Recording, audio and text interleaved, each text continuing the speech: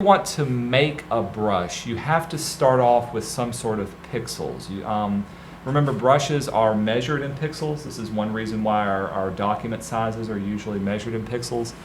But if I've got an image that I can start off with, I'm going to let's use Homer Simpson as my primary example. Let's pull them into Photoshop. Photoshop will recognize the lights and darks of an object. It doesn't recognize color, just value. So keep that in mind when working with this. It doesn't really matter that he's yellow and has blue pants. It just matters, is there black, white, and shades of gray. A lot of times when I make my own brushes, I'll just convert my document over to grayscale mode so I can actually see what it would look like in grayscale mode. To create a brush, you need to select an area. So I'm going to use my little selector tool, highlight the area that I want. So in this case, I've got him selected. Then you can go up to Edit and down to Define Brush Preset. When I choose this, it's going to ask me to give it a name, so I'll call it Homer Simpson. Also notice that it gives the size of the brush as you created it. So it's 580 pixels wide. And so whenever I use it, that'll be the base size for it from there. If I say OK, now let's check out my brushes. I can grab this one, and I've got a brush down here at the bottom of Homer Simpson. If I wanted to paint Homer Simpson, I can click, paint around with them, or I can do multiple ones of them this way. Pretty fun. Not much you can do with that, but it's there. Again, if I click and drag, that's what it looks like. So it's really acting more like a stencil to be able to use that and do that. Again, notice that the shades of gray, it's a transparency, it's opaque. And so that's what it's looking for. Black would be 100% opaque, white would be 100% transparent. Let's do something a little bit more useful. Let's say I wanted to make a brush out of a leaf. I'm painting a picture of a tree and I want to fill it full of leaves. What can we do with this? Drag this one onto here. Give it a second. There we go. Remember, whatever shape or size that I start off with, that'll be its base size. You can make it larger and smaller, but I tend to make mine a little bit on the smaller side. So we'll scale that down. I'll zoom in so we can see. Whoop, cancel. All right, so there's my leaf. I'm going to make a brush out of my leaf. Again, I'm going to select the area, go up to Edit and Define the brush. Now I'm going to call it Leaf. Say OK. And we'll get us a new layer. Let's test it out. Got my paintbrush. I'll even zoom out. And now, just like the other one, I can click and drag and paint multiple leaves. If I click and drag this way, it doesn't work out. Here's the fun part. Now that I've made it, let's really trick it out.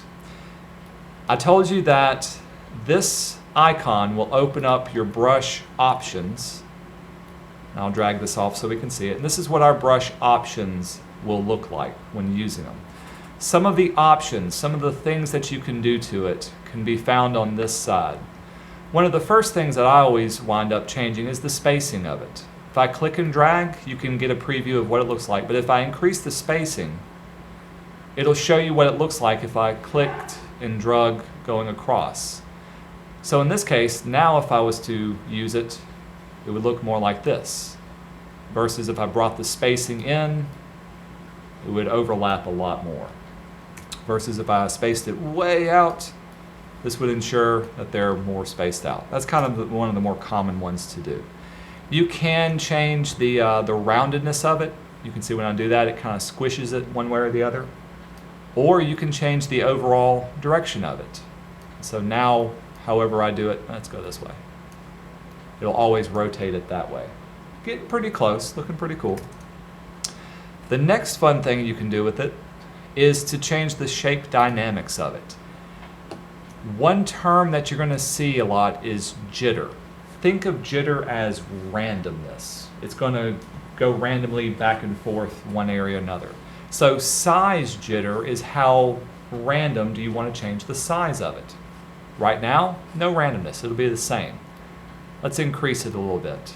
You can check out my the preview as I did that. You can even see in the preview, some of them are really small, some are really big. If I start painting, this is what I get. You can see some are a little bit smaller. Let's go 100%. I started painting now. Notice how some of my leaves are very, very small, and some are very, very big. Let's bring the spacing back in a little more too. So, that's one thing. The other thing that I like to turn on, of course you can give it a minimal diameter. Here's the angle. So now I can have it, instead of turning one way, start flip-flopping all over. Let's bring the size in a little bit more. So now, one click. Hey, pretty cool. They're all going different directions now. Scattering allows me to do things like go off my path a little bit. So if I increase this, you can see they'll go left and right a little more. And I can increase the count. How many is it using? So now I can have multiple leaves. So a count of 4 in one click, I can do something like this. So a whole path of leaves has now been created and painted on top of this. Pretty cool. This is one of those things that you just play around with, and you can get a lot of variety in creating. In this case, I'm just doing it to the trees. The other thing that I like to do, let's load up some color. I need to turn this back into RGB mode.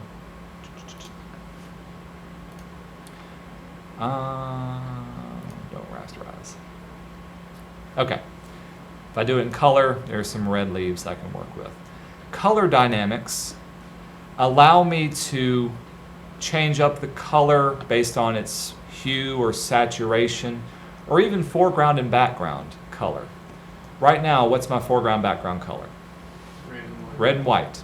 So if I was to start to paint this in red and white, in red, it'll give it a little bit more red, a little bit more white.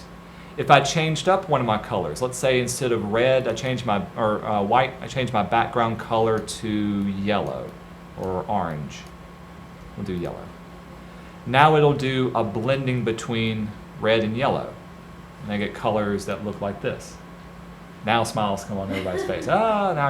You see how powerful this can be. I don't have to sit there and draw off every single leaf. I get one leaf and just redo it and draw it this way.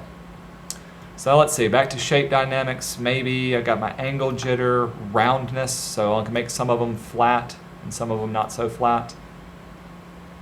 And I've got a whole collection of leaves that I can draw and work within. Other ones that I use more or less, there's a thing called dual brush. This is one that I don't like to use, but imagine if I have my leaf brush and I wanted to also have one of these textured brushes. Well, this will allow me to paint kind of with both of them overlaid with each other. It's great for adding texture, but I don't find a lot of use for it. See, this is the result I'm getting when I combine two of them. Sometimes it works, sometimes it doesn't, but it's actually painting with two of them at the same time. I rarely use dual brush. Sometimes I'll use texture, and you can create your own or add up. So if I have this spotted kind of texture, I can paint. This isn't really showing me much of anything. Scale, brightness. Like I said, I don't use texture too often. Let's delete. Transfer will allow you to transfer other colors. It'll pick up on something that's below it. In this case, let's put some color down and it'll add on. Let's see if I can get a blue background. This may or may not work. New fill color, there we go. If I had a background that was blue and I started painting on top of it, it's not necessarily working. Usually it'll transfer and it'll start picking up other colors that were underneath it as well. My main ones that I like to work with are the shape, the scattering, and the color dynamics, simply because that gives you the type of options that you know exactly what you're going to get out of it. The rest of them are a little bit more random. I've never used the brush pose or the noise wet edges. Feel free to play around with those too. What I'm looking for from yours, create a brush and start scattering it around. Here's another thing to think about when making a brush. This comes in handy if you want to add textures like a skin texture or a fur texture.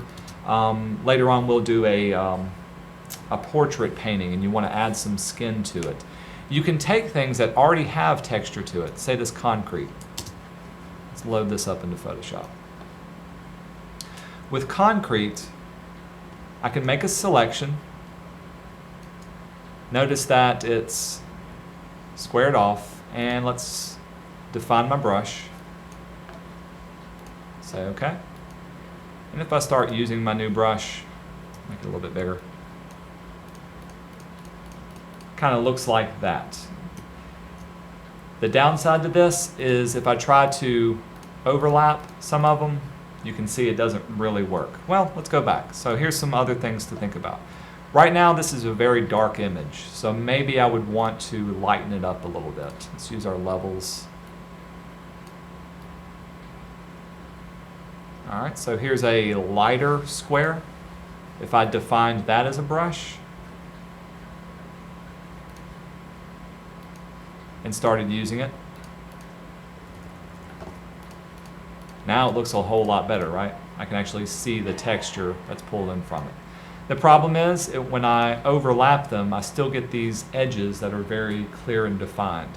What I would like to do is have a brush that has a soft edge to it. And so that if I ever have to stamp over it, they kind of blend really, really well together. Just as when you have a soft-edged brush up here, it blends together really well.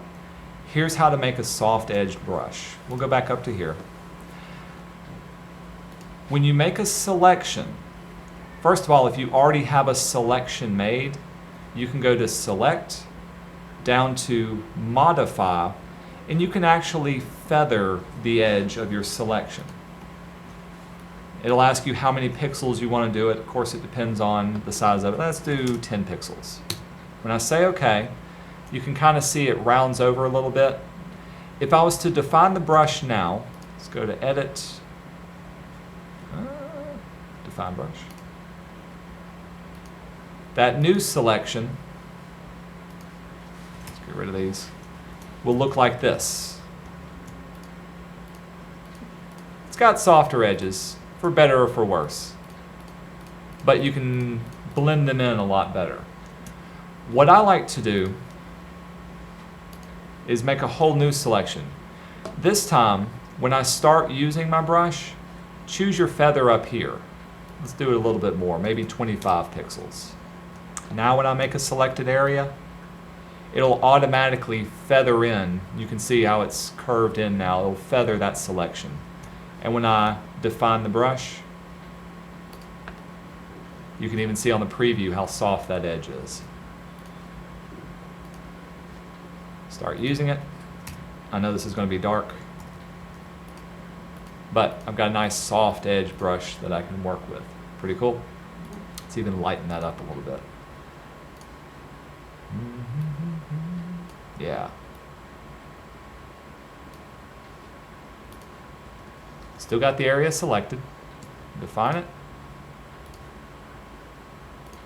Say OK. And let's start using it. Much better. Now check out what happens when I overlap them. They blend together really, really cool. So if I'm painting an area and I want it to look like concrete or want it to have that kind of texture to it, that works out. Hey, let's add some brush dynamics to here. For this one, let's space it out a little bit. Maybe add some size jitter, some angle, a little bit of scattering. Now, with my new brush in one stroke, I can get something that looks almost cloud-like. And that's how I would build up a cloud. Let's use kind of a sky blue. Drop my opacity. So very quickly I got almost a cloud kind of look and feel to it. You're always changing it up, trying to learn something different. There that is in just a few clicks. Pretty cool. You can do a lot with it. This is what I'm looking for your next project. Are you using a brush that's been customized and defined? Here's the final thing to remember about the brushes that you create. Whenever I change up a brush, make it look something like this, I need to be able to save it, because as soon as I select another brush, it's not going to remember the changes that I created. In other words, I need to save my brush presets. That's where this palette comes in. Brush presets are your preset brush settings. Does that make sense? Kind of double. And you can save them over here, or actually down here. If I click this one, this will give me a new name for my brush, and so I can call it Cloud 1. Say okay. And now I've got it resaved. I can take this same brush, change it up some more. Maybe I wanted to have denser clouds, and I would bring the spacing in a lot more for there. And so this could be saved as a brush. Oops, brush preset. We'll call that Cloud 2. So you don't save it directly to your brush? Exactly, yes. You're saving your brush presets, Okay. is what you have. So the brush itself, you can customize and change up and move around. The the brush itself is what you define. The presets are what you customize and change. Did I just lose everybody? Does that still make sense? Cool. The main thing is you're playing around with the look and feel of your brushes. You can create tons of them, but I find that I use just a handful of them to do exactly what I need to do. If I'm always drawing clouds, I've got my cloud brushes, and I can make and shape them up and use those. One new one, I'll show you this, that comes in handy. Let's see if I've got it loaded on. There it is. So here's a brush, comes with Photoshop, that, let's see, I'll make it bigger. That draws kind of a fur texture. So with this one brush, I can click and drag, and it looks like this. So if I needed to draw it, I know, yeah, looks really cool. If I need to draw a fur, in just a few clicks, it's doing that. Look at the presets of it. Look what it's doing. First of all, it's got some spacing to it. It's got some size jitter, so it's making it larger and smaller. It's got some angle. If I turned off the angle jitter, all of a sudden they all line up at once. Real fur has a little bit of angle to it. Color dynamics, it's blending the foreground and background. It's changing up the hue just slightly. It's got a little bit of transfer. It's got smoothing. What's transfer? The transfer is where it's supposed to pick up from the background of it, whatever pixels that's on it. For whatever, I don't use it enough, so I couldn't demonstrate it well for you. Good question. If you can figure that out and show me it, I'll accept it. What was I going with that? But here's one thing about this brush. Let's say I wanted to draw a furry circle. If I was to use it now, this is the way the circle would look. Notice that even with the angle of it, they're all kind of facing upward, right? Mm-hmm. Let's say I wanted them to face whatever direction that I'm moving. So I'll show you what I mean by that. First of all, I'll keep the spacing. Ooh, yeah, spacing nice and out. Angle, straight up. The other kind of controls that you can have for the angle of it can be based on your pen's pressure, the tilt of it, or even something like the direction that you're moving. Here's the fun part. If I turn on direction, now if I start drawing in a circle, check out the difference. You see how it's following the direction that I have? It's based on the movement of my mouse. And so if I'm moving down, it draws them down. If I'm moving up, it goes one way or the other. And so those are some other things to consider when playing around with the sliders. Otherwise, the angle is just kind of random, and you base the jitter of that. But it's going to still be the whatever direction that you move it in. So that's under shape dynamics? Yes, that's under shape dynamics for the angle. You can do, you can see even the size jitter could be based on the tilt of your pen. A stylus wheel, back in the day there used to be these, it would go along with your mouse. You can change things on the fly based on the turn of a wheel. And so if you've got a little, it's called a stylus wheel, you could turn it and make your brush bigger, or turn it and make your brush smaller. That was just an extra little peripheral that they had. Fade comes in handy. Let me show you what I use with fade every once in a while. Oh, come on. I'll use a regular brush to demonstrate this one. If I've got a regular brush, and I'm using my mouse right now, and of course if I click, there's that. If I wanted to fade my brush as I move across, I can change the size of it to fade after so many pixels. So let's say after 100 pixels, this time when I click and drag, well, it's not doing, is it?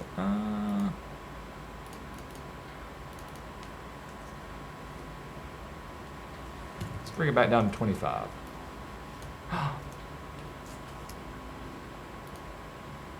Fade, 25. Huh, okay.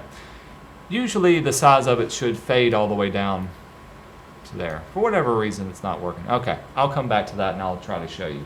But it would get smaller as it moves out or moves down. For whatever reason, it keeps going back. Let's try another brush, see if it'll work for one of these other custom brushes. There's that. If I wanted the thing to fade after 25 pixels. Huh, okay. Well, for whatever reason, it's not working. I'll reuse those. The other ones, size jitter can be based on a variety of other different things. Pen pressure, keeps going back to pen pressure.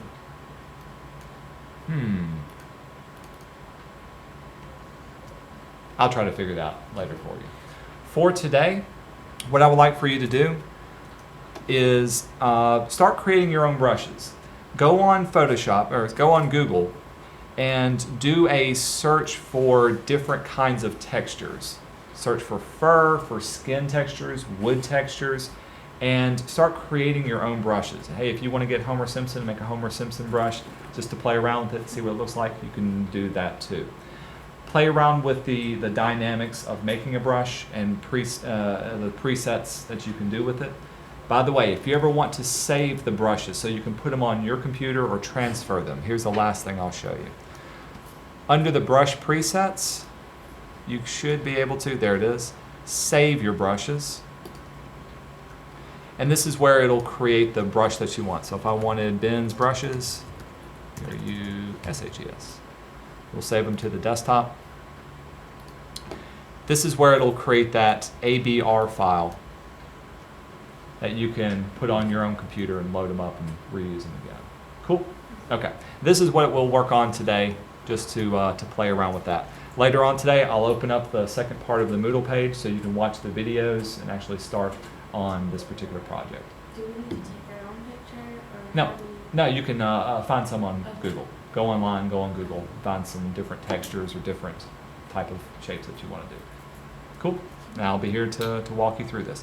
You don't necessarily need your drawing pad to do this, but if you want to practice it with your drawing pad, that's where it'll come in handy. All right, let's see. I'll stop